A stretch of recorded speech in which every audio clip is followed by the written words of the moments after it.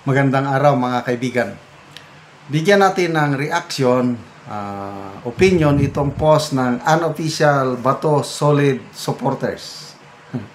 Ito, ang parang caption niya is aktivista versus aktivista. Nagkawatak-watak na sila. Leo de Guzman nababahala sa mga pahayag ni Representative Percy Sendanya para kay PBBM. Okay. Nagpakita ng pagkabahala ang aktivista na si Leo de Guzman sa mga mensahe ni Akbayan Representative Percy Sendanya para kay Pangulong Marcos Jr. Okay, kung tama itong memory ko, Leo de Guzman, ito yung nagkandidatong presidente noong 2022. Kandidato siya ng makakaliwa. So, lantaran niya ng kinontra itong Akbayan, Congressman Percy Sendanya. Ayon kay de Guzman, nananawagan umano si Sendanya kay Marcos na huliin ang mga malalaking isda sa anomalya sa flood control project. Okay.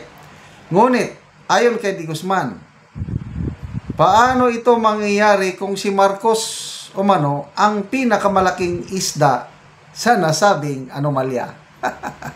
So itong Akbayan medyo balimbing. Ayaw nilang manawagan ng Marcos resign.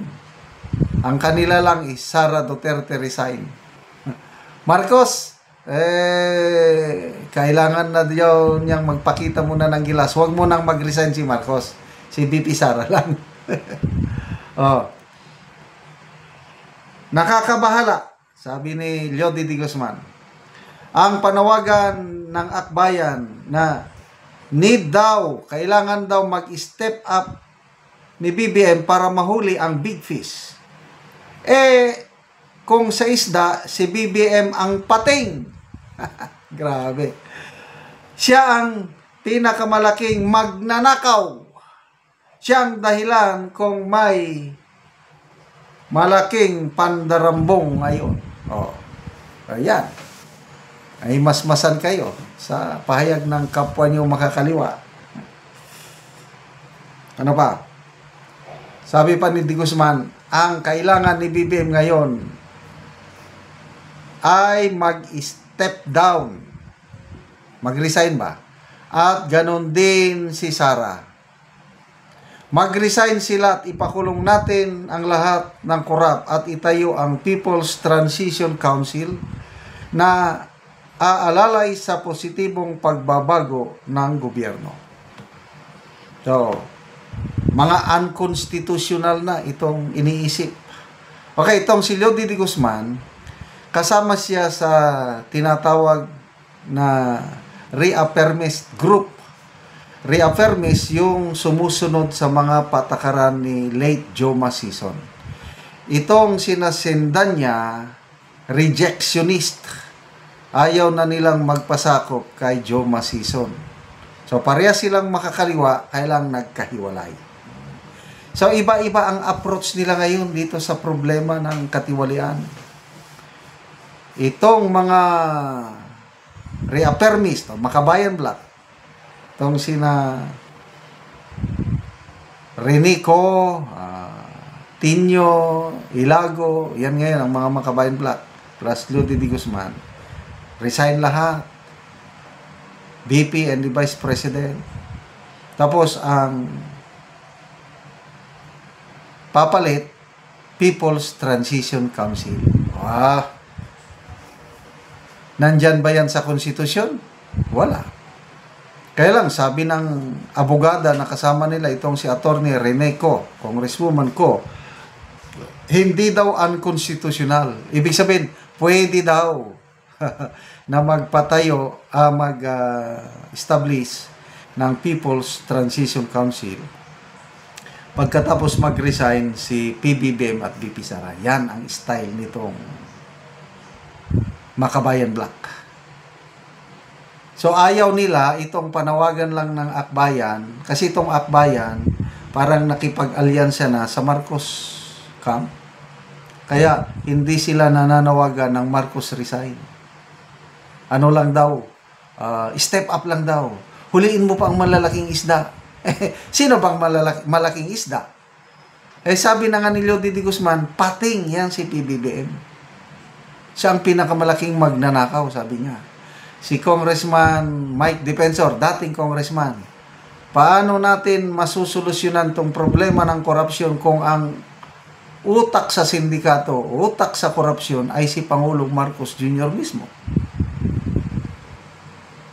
So, dito mo makikita na kawatak-watak na sila. Sige, mag-away-away kayo. Basta kaming mga DDS, ano tayo mga DDS, sulit. Kasi walang sino bang lumalaban kay BP Sara sa Duterte side? Wala, siya lang.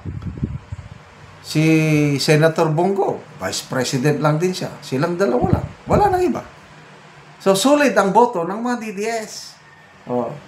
Gaano tayo kadami kung sa survey pa ng WR numero, tayo po ang pinakamalaki.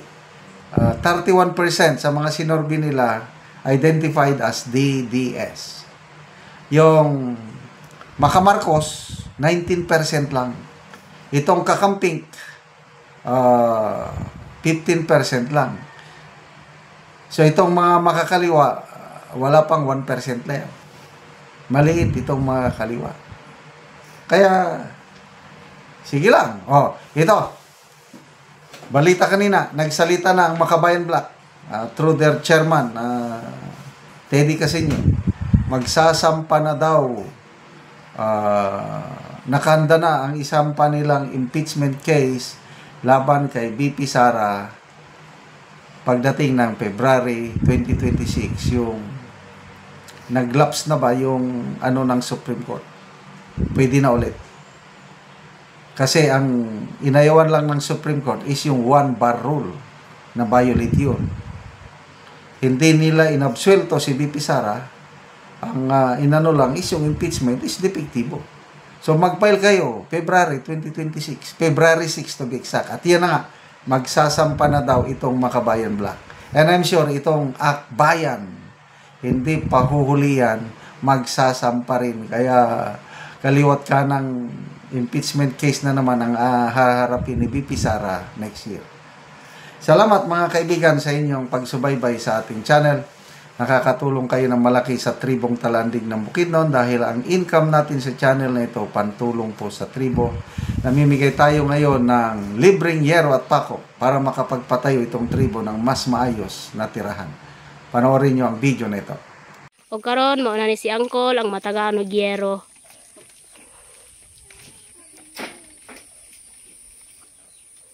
So mo ni ang balay ni Angkol nga kuan lang, kawayan lang tanan. Kawayan.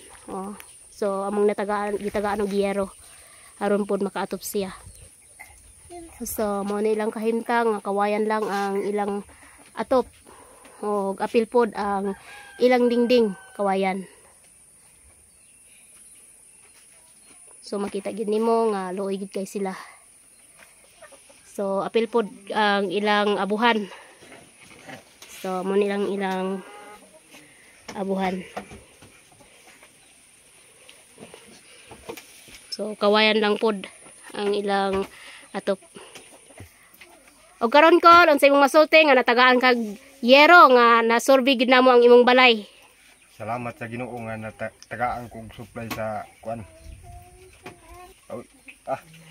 Kung wala ang tabang nga di pag yun ni mailisan. O so kawayan lang yun ang imong kuan atop. So magpasalamat ka sa Ginoo kay natagaan kag yero, Kol.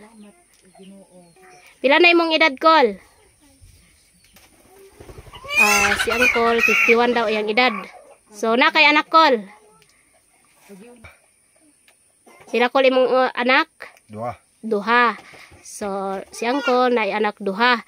So mo ni ang ilang kahimtang. So dako kay ang pasalamat nga bisan sa ilang layo kaya ang ilaha, so naabtan gihapon sila sa